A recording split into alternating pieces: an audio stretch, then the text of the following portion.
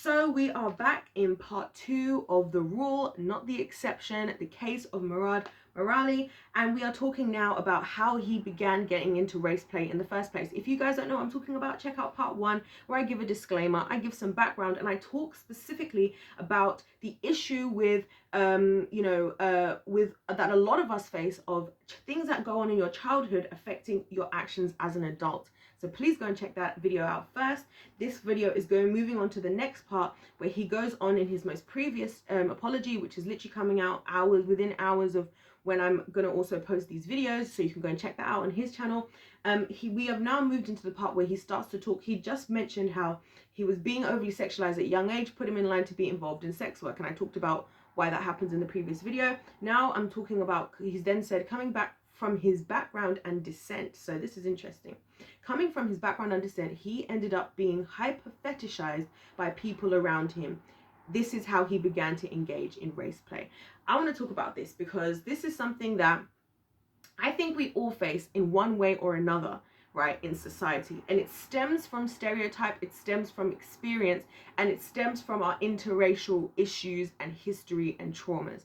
He says that because of his background and descent, he ended up being hyper fetishized. This is a notion I relate to and I can 100% understand, because this is something I experienced deeply. And this is something I almost made a whole video about how I'm just completely irritated with how it's like people either are not interested in black women a lot of the time, or they're interested in black women in a really fetishy type way, where it's like, oh, I want to be with this chocolate princess, and I want to, why is everything got to be chocolate this and dark skin that? Like, this is also one of the reasons I don't like this brown skin girl song by Beyonce and all this stuff. Like, can I just be a woman? Like, can I just be, why do I have to be a beautiful black queen? Like, just make, if you think I'm beautiful, then thank you so much. The Bible says I'm fearfully and wonderfully made. If you don't think so, that's absolutely fine. Please go and find that's okay. I'm not offended. Beauty lies in the eyes of the beholder, okay? Everybody's going to be beautiful and ugly to different people. It's all good, right?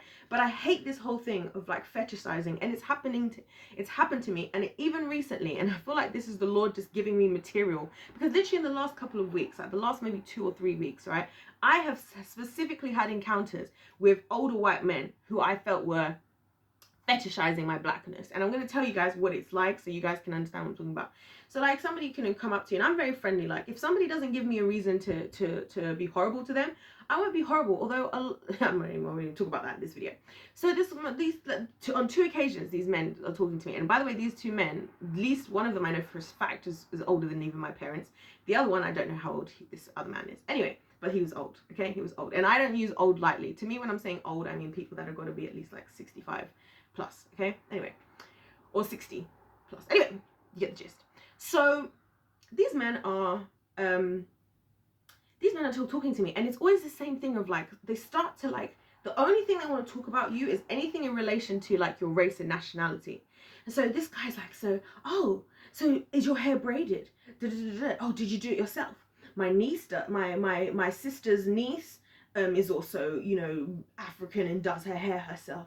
Oh, but it looks really beautiful. Well, you know, you're so like, and it's really creepy. It's like, you know, like, there's a difference between somebody like complimenting you and you like blush and you feel like, oh my gosh, thank you so much. And then there's like a difference between somebody blushing and it looks like they're like a ravenous animal. Okay? Women are gonna know exactly what I'm talking about, okay? Women are gonna know exactly what I'm talking about.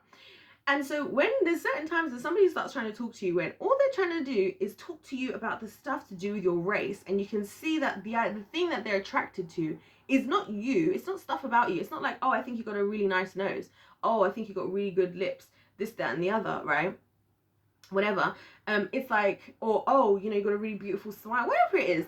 It's always just like these weird, really race-specific things, and then this like need to prove that they know about stuff. Because this is what people always do with me. They're like try and start to prove that they know stuff about Africa, and they know stuff about this, and black women's hair, and blah, blah, blah. And it's like, listen, you're doing too much. Like, you're doing way too much right now. And why are you even talking to me? Do you see what I mean? And then that's why I mentioned the age of these men. Because I'm thinking, You people, like, this, do you know what be going through my head? I'll be 100% honest with you guys about what's going on in my head. I told you guys I was choosing violence in my videos.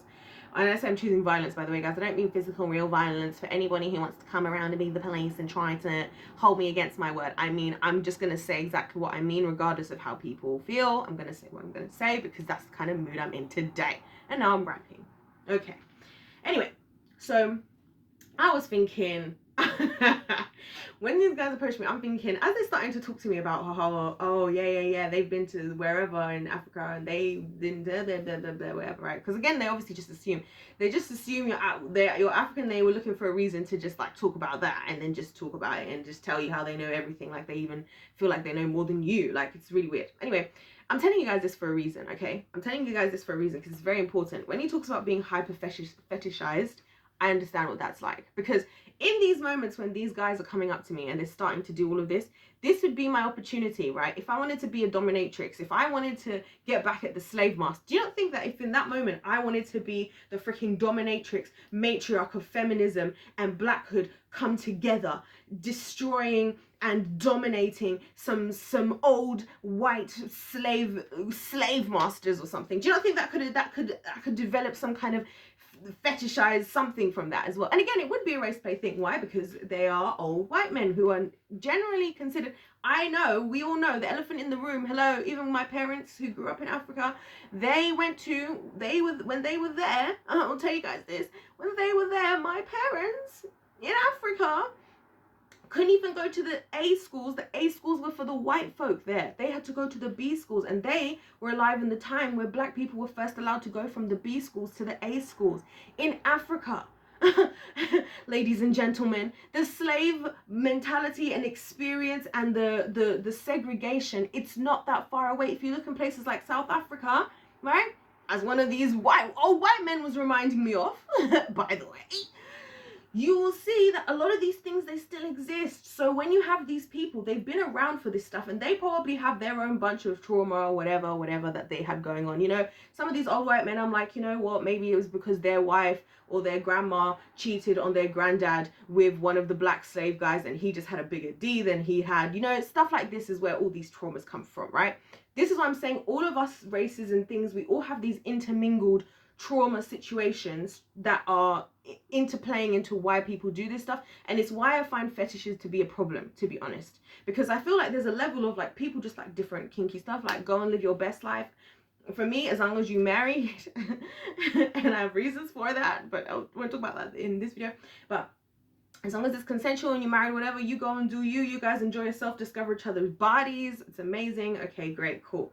But to a certain extent, I've been feeling over the last couple of years that a lot of fetishes seem to just stem off of people's trauma, right? And like, anyway, we're gonna, it's like this whole thing of like, oh, I don't even want to go there yet. Ooh, it's making me cringe thinking about the example I have.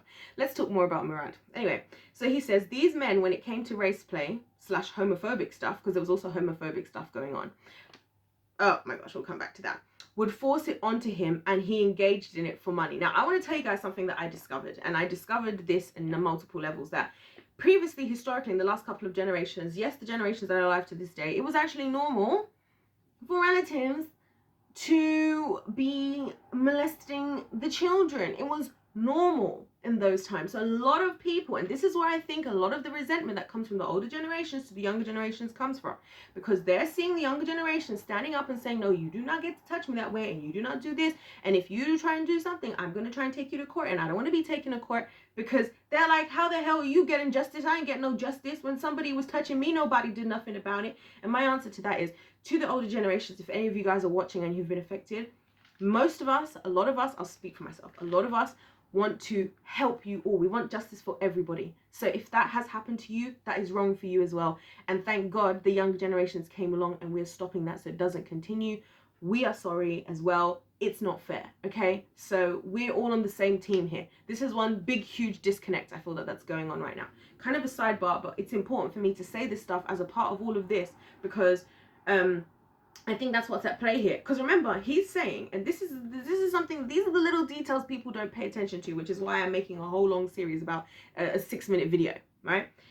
these men, when it came to race play such homophobic stuff, would force it onto him and he engaged in it for money. So they forced this stuff onto him, right? So remember what I said before about how people who are doing something like this probably had it done to them. These old men, for whatever they've been through, have probably experienced this stuff in one way or another, okay? And in a lot of countries around the world, it's like super hyper normalized to engage in some of this funny behavior, especially when you start to go down that Middle Eastern, kind of, well, not Middle Eastern, what am I trying to say? What's that whole area where like Saudi Arabia and all of those places are? But you guys get the gist of what I'm talking about. Is it the Arabias? I'm not good with geography, okay? I know kind of where places are. I'm not good with geography. Anyway, you guys get the idea.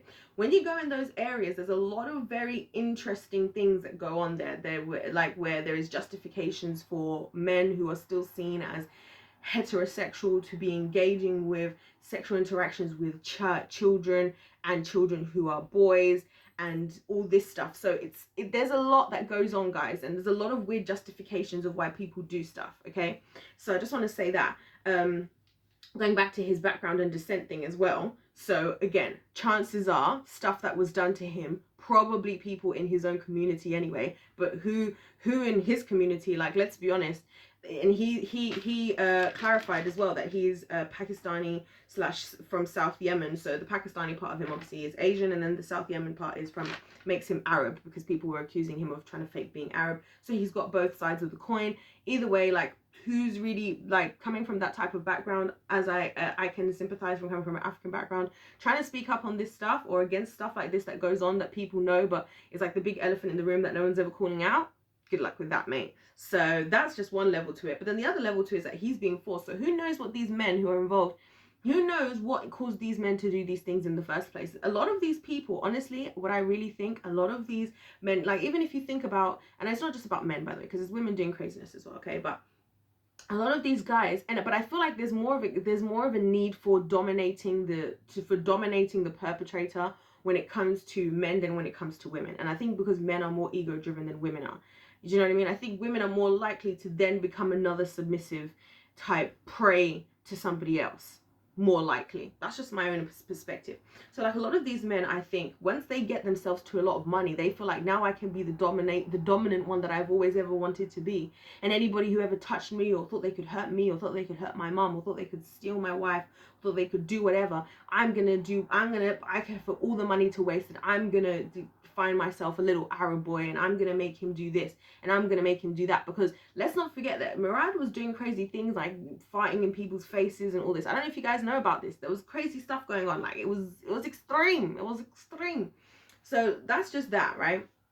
He then goes on to say that if you didn't comply, you can be put in dangerous situations with these men in hotels. He specifically mentioned that these men were older. So again, let's acknowledge that these older generations, for a lot of us who are, let's say 35s or 40s and below, whatever, you may not have been around for some of the stuff that the parent and grandparent generations, for those people in those age brackets, have been around for. And let me tell you, I'm learning more and more. I also learned the other day that domestic violence used to be seen as normal. So there's probably where a lot of resentment is coming towards younger generations again, because a lot of them are like, well, I had to just be beaten up by my husband and deal with it, and now you're trying to say that you're getting a case and there's a women's shelter. Like, what the hell was that? I had to just deal with it, and so that's why I hate my daughter. You see what I'm saying? That, and this is why, guys, I felt like there's so much to say, and I said I was just going to say everything how I needed to say it, because I feel like so much of the trauma in the world in all the generations is impacting what's going on here.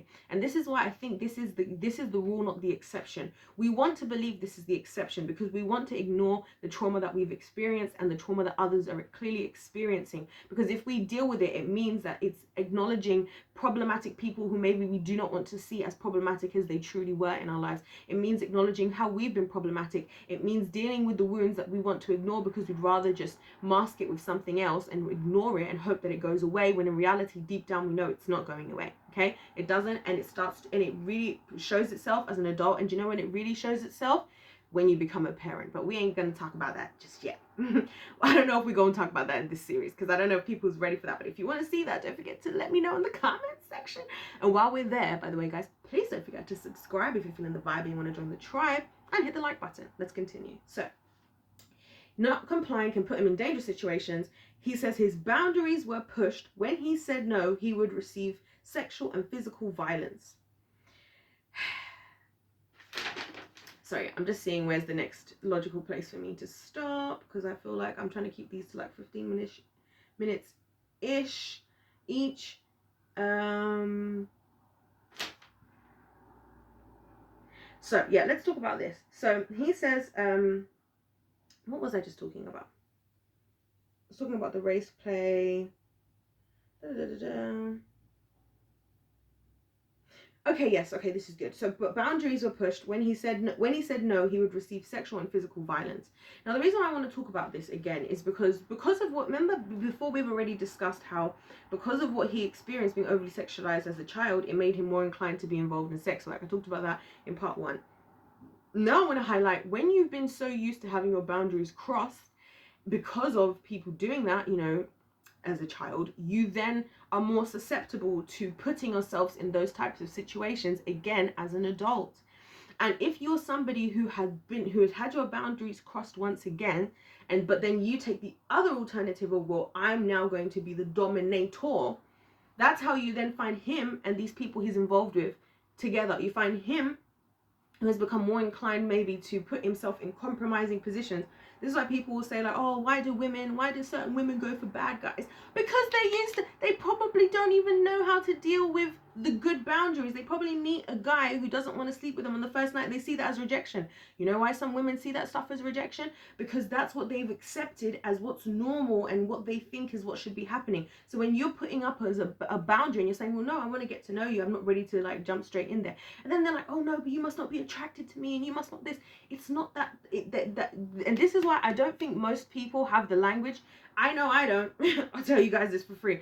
I don't think that most people have the language to explain their behavior. And the problem is that when we then come together, this is why a lot of relationships don't work nowadays, because it's just loads of broken people coming together and people who are fake healed, thinking they're healed, but they're really still broken, right?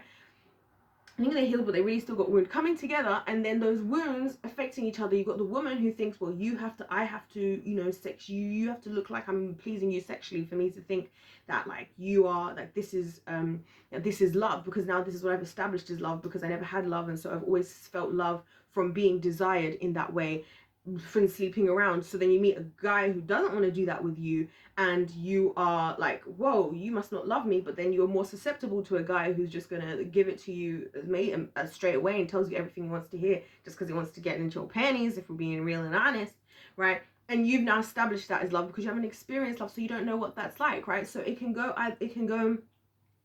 both ways.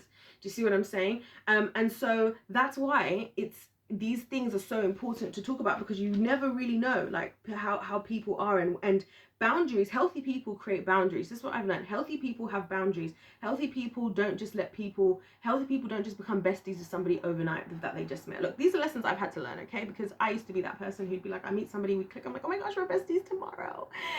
And it's not how it's supposed to work. You build, because then you get hurt and you wonder why you get hurt. You get hurt because you didn't let the relationship run its course, take the steps that you needed to take, where first of all, you just get to know each other. Maybe first of all, you guys just do coffees, and then maybe you just do some activities.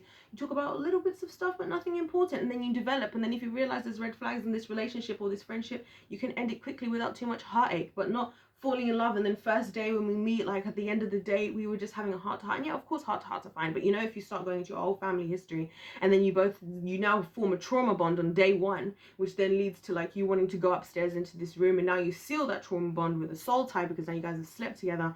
And this is all well and good for now until, you know, the childhood trauma starts to knock on your door, and then all of a sudden your relationship becomes completely toxic, and you think they're the most toxic and they think you're the most toxic. You guys hate each other, and you're both really just broken, unhealed people.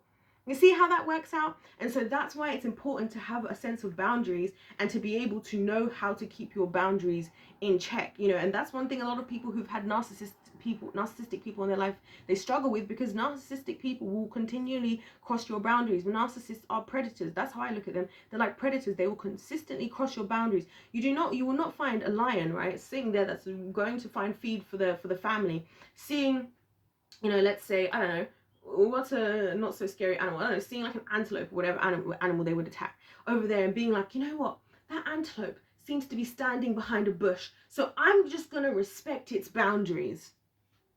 That doesn't happen.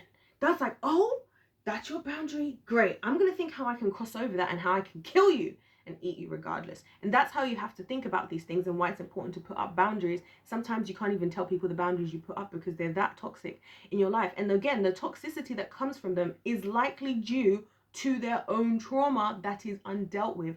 And that's why when you start to heal as a person, it's important to keep yourself away from people like that. Not because you're judging them, not because you think you're better than them, but because you're only going to be able to get on that journey and let that journey run its course as from a decision that comes from yourself on the inside. You can't force nobody to heal. So if you're somebody who's listening to this and like, well, you know what, you're right, and everything you're saying, there's somebody I know and I wish they would just listen to what you're saying, I'm going to tell you this now. If they're not ready for it now, you ain't gonna force them, and they're not gonna do it until they feel ready, and they may never feel ready. That's how narcissists are built. That is exactly how narcissists start. They start from going through trauma and they're deciding never to build, and they just put it further and further inward, create this fake reality around them, and before you know it, they become a narcissist, and they rely on the admiration, the love, the acknowledgement of others to sustain their lack of self-worth, because they have no sense of self-worth, because they have self-hate, because they have childhood trauma they've not dealt with.